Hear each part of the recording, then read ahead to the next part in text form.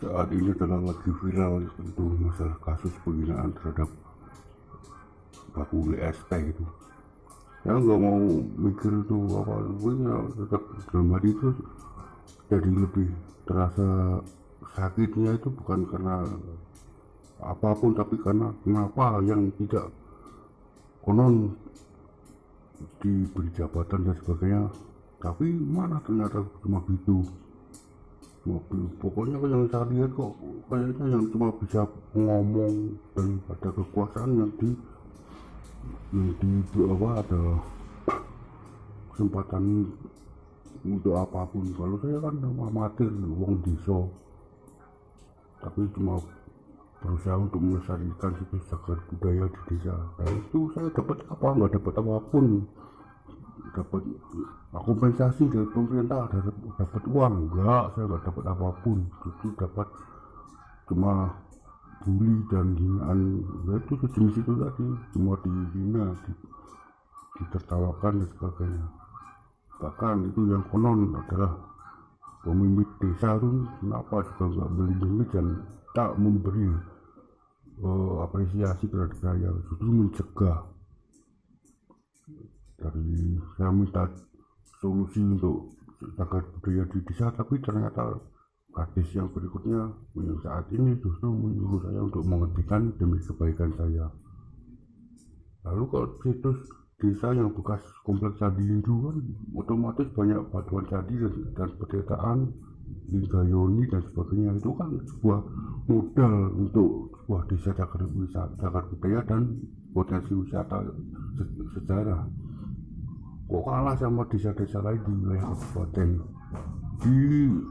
Saya buka di linknya Dikbud itu nggak ada nama desa saya, padahal situsnya terbanyak saya lihat tuh. Saya bertahun-tahun mengupayakan itu nggak dapat apapun. Lalu yang terakhir bikin sakit itu adalah Bu Yati Pesek, kenapa dihina sebagai WTS itu. Saya kan sakit hati karena Bu Yati itu kan juga seniwati dari Lingkar Bumi Mataram, dan beliau adalah ibu dari teman saya sekolah di Mardiani, atau saya nyebutnya manggilnya Ani gitu. Dia dulu temanku saat ospek di ISI, dan saat sekolah dia di SMKI, Sekolah Menengah Karawitan Indonesia, di jurusan tari. Kalau saya di seni rupa jurusan grafis komunikasi atau SMSR. Tapi nyatanya beliau Bu Yati yang sangat baik dan ramah gitu dapat bulian gitu. Saya sebagai sesama seniman dari Lingkar Bumi Mataram jadi sakit hati. Kok tega-teganya. Dan saya sebagai amatir yang melestarikan situs cagar budaya pun cuma dapat hinaan dan sebagainya, nggak dipercaya. Bahkan benda-benda cagar budaya yang telah ya kerja keras belusuan sana kemari saya laporkan, ternyata toh setelah didata pun ada yang cuma dijual, dan tetap nama saya nggak ada nama baik di desa, tetap jadi bahan hinaan. Itu kan sebuah realita miris di YouTube ini. Wah, pada membanggakan negara seni budaya di negara ini, tapi nyatanya pelestariannya minus. Dan amatir seperti saya kenapa nggak diberi perlindungan dan tidak diberi dukungan dari yang berwenang gitu.